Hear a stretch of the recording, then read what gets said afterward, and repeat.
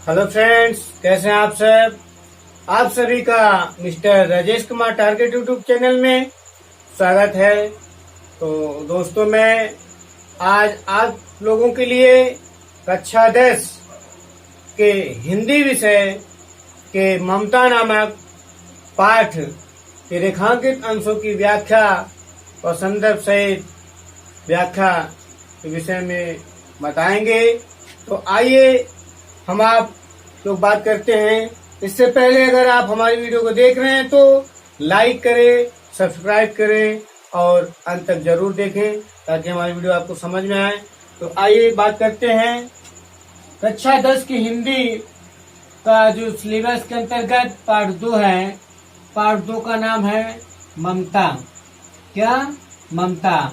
आज हम आप लोगों को ममता नामक पाठ का जो है रेखांकित अंशों की पूरी व्याख्या बताएंगे।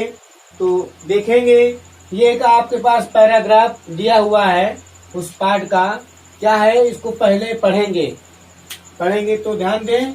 रोहतास दुर्ग के प्रकोष्ठ में बैठी हुई युवती, कौन युवती? ममता, सोन नदी के तीक्ष्ण गंभीर प्रवाह को देख रही है। ममता विधवा थी।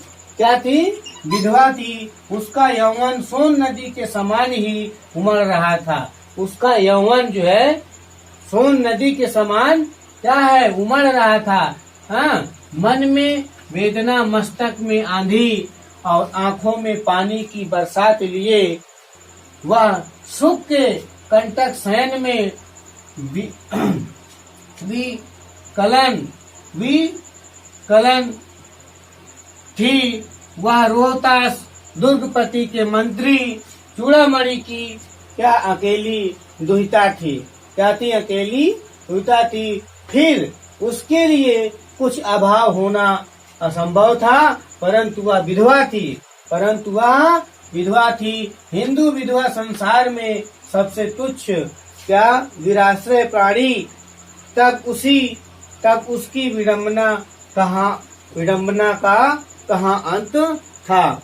उस समय क्या था कि विधवा नारी को जो है एक तुच्छ और प्राणी समझा जाता था और उसकी बड़ी विडंबना होती थी। तो उसके विषय में जो है आप इसमें देखेंगे। तो सबसे पहले जो है हम क्या करेंगे, अगर इसका जो है रेखांकित अंशों की व्याख्या लिखनी है तो स्टार्ट का पॉइंट जहाँ से रेखांकित अंश हो तो हम जो है यहाँ से ले लेते हैं। आपका मान लीजिए यहीं से अगर कर लेते हैं तो इस तरह से जो है रोहतास दुर्ग के प्रकोष्ठ यानी शुरू का जो है और उसके बाद डैश डैश डैश कहाँ अंत था। ये अब इसके विषय में अब इसके बाद इसका संदर्भ, ये मेन जो होता है संदर्भ जानेंगे। संदर्भ क्या है जो कि आपको ब्लैक बोर्ड में यहाँ पे अंकित देखेंगे। तो हम बताना चाहेंगे कि प्रस्तुत गद्यांश हमारी पाठ्य पुस्तक गद्य खंड में संकलित ममता नामक पाठ से अवतरित है या लिया गया है, जो कि इसके रचयिता जयशंकर प्रसाद जी हैं। इसके रचयिता जयशंकर प्रसाद जी हैं, जो इस प्रकार से ध्यान देंगे। फिर से प्रस्तुत गद्यांश हमारी पाठ्य पुस्तक के गद्य खंड में संकलित ये ममता नामक पाठ से लिया गया है। इसके लेखक जयशंकर प्रसाद जी हैं। प्रसंग क्या है? प्रसंग में ध्यान देंगे।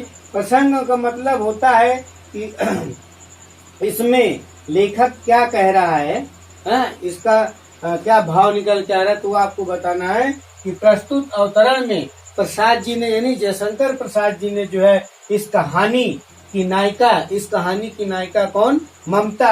ममता के माध्यम से, इस कहानी की नायिका ममता के माध्यम से बाल विधवा की जीवन की करुण व्यथा का चित्रण किया है। करुण माने दुख, यानी दुख के भाव को, व्यथा को जो है उसने चित्रण किया है। और विधवा जीवन नारी के लिए एक विडंबना है। विधवा जीवन जो है नारी के लिए एक विडंबना है, एक प्रकार से कहें तो श्राप है, जो कि उसके लिए बहुत कष्टकारी जीवन होता है ये विधवा जीवन। तो ये उस समय की बात है, जो एक ममता नामक नारी के माध्यम से जो है एक विधवा नारी की विडंबना के विषय में चरित्र चित्रण किया गया है, जो कि इस प्रकार अब इसकी व्याख्या है। आप देखेंगे ब्लैक बोर्ड के माध्यम से, और हमारी वीडियो अगर आप देख रहे हैं तो आप अपने नोट्स में लिखते भी जाएं और इसको अपना रिवीजन भी कर लेंगे। तो जहां ना समझ में आएगी आप हमारी वीडियो में कमेंट्स करके जो है आप पता कर सकते हैं। हम आपको पूर्ण रूप से बताने और समझाने की कोशिश करेंगे।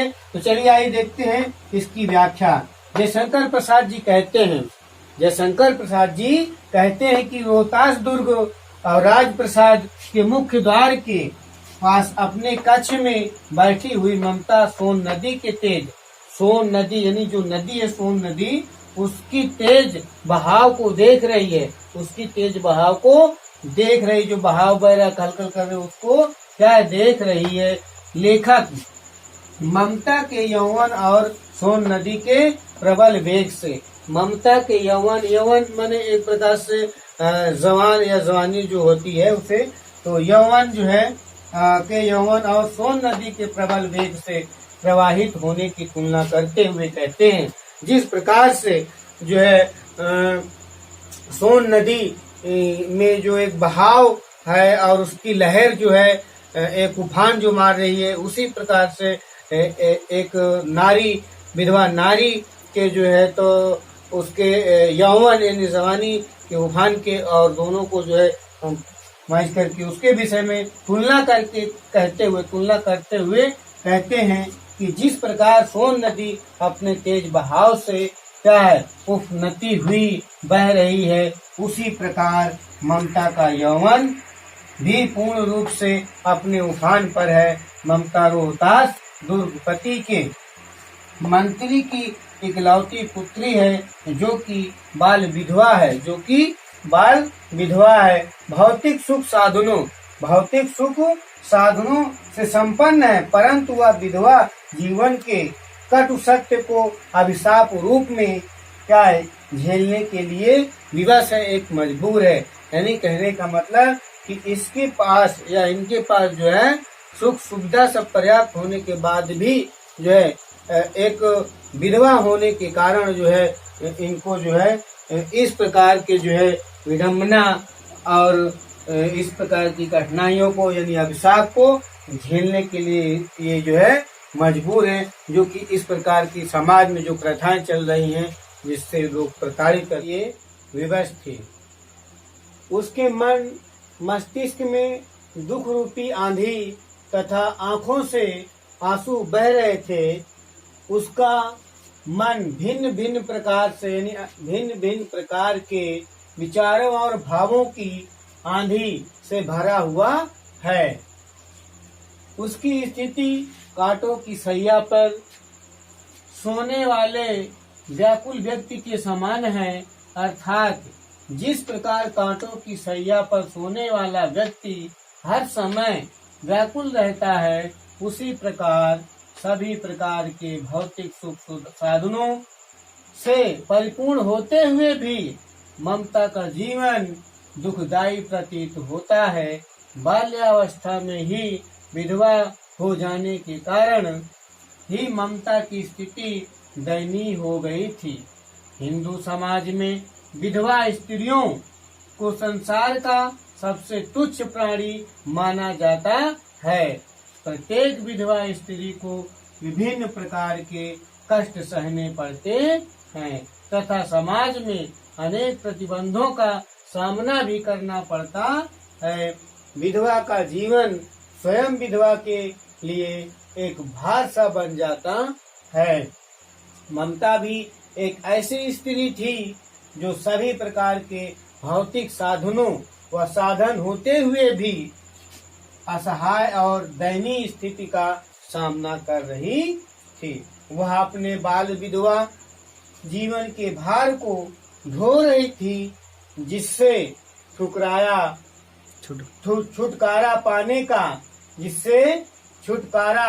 पाने का हिंदू समाज में कोई विकल्प ही नहीं था। ये विधवा का एक विडंबना थी।